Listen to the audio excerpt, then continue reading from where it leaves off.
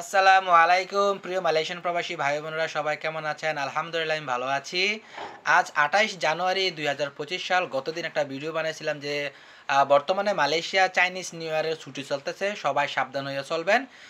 গতদিন কিন্তু দুপুরবেলার পর থেকে এই যে মসজিদ জামেগের তিন সাইডে যে হানিফার যাওয়ার রাস্তাটা এবং কুতরা যাওয়ার রাস্তাটা এবং মসজিদ জামের থেকে বাহির হওয়ার যে রাস্তাটা, এই সাইডগুলোর ভিতরে সিভিল বেশি ইমিগ্রেশন কিন্তু আমাদের অনেক বাংলাদেশি বাইরে আটক করছে বা অন্যান্য দেশেরও আটক করছে।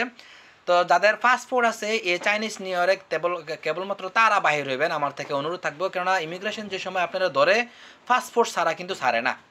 পাসপোর্ট থাকলে আপনি মালয়েশিয়ার যে কোনো জায়গাতে ঘোরাঘুরি করেন, আর পরবর্তীতে হলো অন্য হিসাব।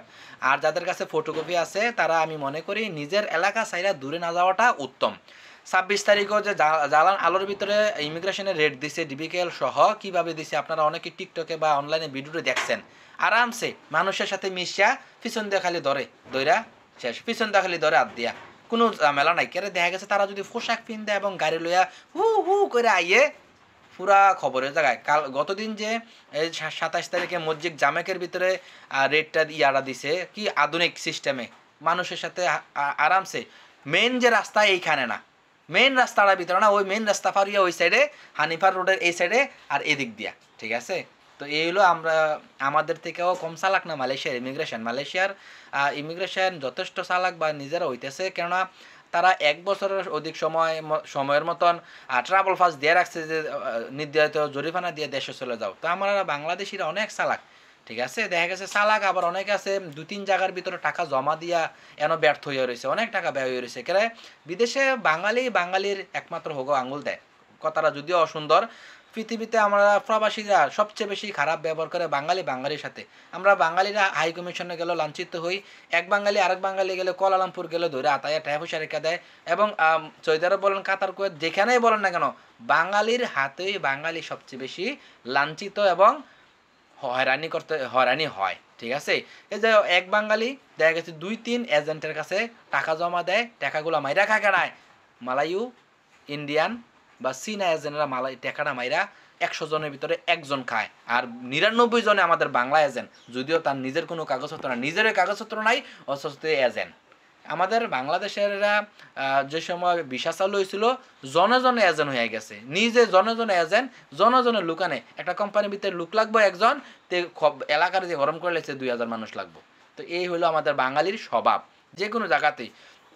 আমি রোমানিয়া নিয়ে একটা ভিডিও বানাবো, কি রোমানিয়ার পরিবেশটা আমাদের বাঙালিরা কীভাবে নষ্ট করতেছে। কারণ আমি ইউরোপ যাওয়ার জন্য চিন্তা করতেছি, ওইখানে আমি অনেকগুলো ভিডিও অনেক ভাইদের সাথে কথা বলতেছি, ইউরোপে যারা আছে তারা আমার অনেক তথ্য দিছে। আমি ইনশাল্লাহ ভিডিও নিয়ে আসবো আপনাদের মাঝে। আরেকটা গতদিনের ভিডিওর ভিতরে সবচেয়ে বেশি আপনারা কমেন্ট করছেন যে ভাই আপনি নিয়মিত ভিডিও করে বানান না। অনলাইনে থেকে টাকা উপার্জনের জন্য মানুষ হুমড়ি খাইয়া পড়ছে, অথচ এই অনলাইনে থেকে টাকা উপার্জন করাটা কিন্তু হারাম। ইউটিউব এবং ফেসবুক থেকে আপনি ভিডিও বানাইয়া টাকা ইনকাম করবেন, এটা কিন্তু হারামের কাতারে পড়বে। প্রয়োজনে আপনারা ইউটিউবে শায়েখ আহমদুল্লাহ এবং ডক্টর জাকির নায়েকের ভিডিও দেখবেন যে কোন কারণে হারাম, ঠিক আছে। আপনারা দেখতে পারেন, কিন্তু দেখবেন অনেক ভাইয়েরা ভিডিও বানায়, এভাবে ভিডিও বানান ইনকাম করতে পারবেন, এটা করেন। তো এরপরে আরেকটা প্রশ্ন করছিলেন যে ভাই আমি ভিডিও নিয়মিত কেরে বানাই না। ভাই আমি প্রয়োজন ছাড়া আমি ভিডিও বানাই না। যেমন গতদিন ২ দিন ২টা ইমিগ্রেশনের হয়েছে, রেট দিছে, তো আমি এই জন্য আপনাদের আজকে সতর্ক করতেছি। তো দেখা গেছে আমি প্রত্যেক দিন একটা ভিডিও বানাইলে পারি, অহেতুক ভাই বিনা কারণে ভিডিও বানাইবেন আপনি, আমার ভিডিও বানাম আমি, আপনি আমার ভিডিওটা দেখবেন সময় নষ্ট। আপনারা দেখবেন মালয়েশিয়া অনেক ভাই আছে যারা কিনা একটা কথা লইয়া, যেমন কালকে মসজিদ জামেকে ইমিগ্রেশনের রেট দিছে, এই কথাটা লইয়া ৪-৫টা ভিডিও বানাইবো, ৪-৫টা ভিডিও বানাবো। তার আর ব্যবসায়ী ভাই ভিডিও বানানো আর মানুষের কাছে নেহন্তি, এবং ওই বাংলাদেশের থেকে বউ আনে, ঠিক আছে, বউকে ফিরিয়ে না দেয় ৬,০০০ টাকা ট্যুরিস্টের বিষয় মালয়েশিয়া ৬,০০০ টাকা, আর বিমানের ভাড়া, অথচ নয় এক একটা বাঙালির থেকে টাকা নেয় ১,০০,০০০ টাকা, কেউ নেয় ৭০,০০০, ৮০,০০০। কত টাকা লাগলো? ৬,০০০ টাকার ইয়ারা। আর বিমান ভাড়া কত মনে করেন?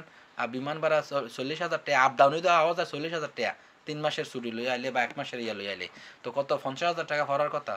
এগুলো আমরা বাংলাদেশি। যাই হোক ওদিকে যাই না, এটা তাদের ব্যবসা বা তাদের কাজ, আমি তাদেরকে খারাপ করি না, কেননা তারা না করলে আমরা বাঙালি হলে এরকম ফরের মাথায় কাঁঠাল ভেঙে আমরা খাইতে পছন্দ করি, যেটা আমি নিজে করতে পারলাম এই জিনিসটার প্রতি আমরা আগ্রহী না।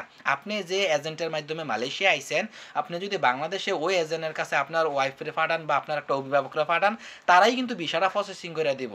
কোনো বা মালয়েশিয়ার কোনো দালাল বা কোনো বাংলাদেশির ধরা লাগতো না যে আমার বউ রান্না দেন। কিন্তু আমরা বাঙালি কি করি, কেউ বিচারে বার কর কারায় মালয়েশিয়া বউ আনে ফ্যামিলি আইনা দেয়, তার আগে বিচারে বার কর। এটা কিন্তু আপনি নিজেও করতে পারেন, কোনো সমস্যা নাই। যাই হোক, আপনি পারেন না, লেখাপড়া কম বোঝেন, ভালো কথা। যে সকল ভাইয়েরা স্ত্রী আনে বা ফ্যামিলি বাংলাদেশের থেকে আইনা দেয়, তাদের কাছে যদি আপনি যান, অবশ্যই তারা টাকা নেব, পারিশ্রমিক নেব, ঠিক না? সেদিক থেকে ভালো থাক, ওদিকে কোনো ইয়া নাই। যাই হোক, এ হলো কথা। আমি আবার আবার যদি প্রয়োজন হয় ইনশাল্লাহ আমি আপনাদের মাঝে নতুন ভিডিও নিয়ে আসবো। সে পর্যন্ত ভালো থাকুন, সুস্থ থাকুন। সালামু আলাইকুম।